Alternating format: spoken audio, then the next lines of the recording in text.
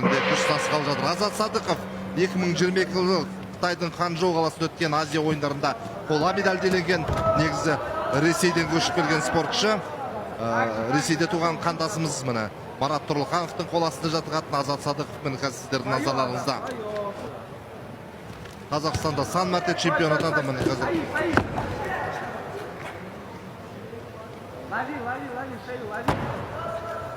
Әділет Дауланбаев енді Азия чемпионатында сан мәрте жүлдегер атанған.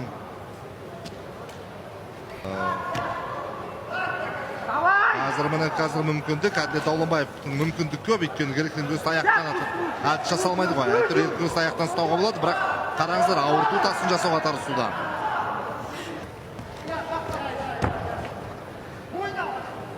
Арқаға шықты қазір. Ойыннан ал деп айтып жатыр бапкерлер. Қазір қылқындыруды әбден мүмкін. Мұны қылқындырып тастады. Салмағының ауырлығы бар онысында. Сөйтіп бұл 2-1-де Қазақстан ұлттық құрама командасының мүшелерінің тартысы Әділет Дауланбаевтың жеңісімен аяқталды. Азат Садықов өкінішке қарай жеңіліс тапты. Сонымен ханымдар мен мырзалар, бұл айқаста жеңіске жеткен Әділет Дауланбаев!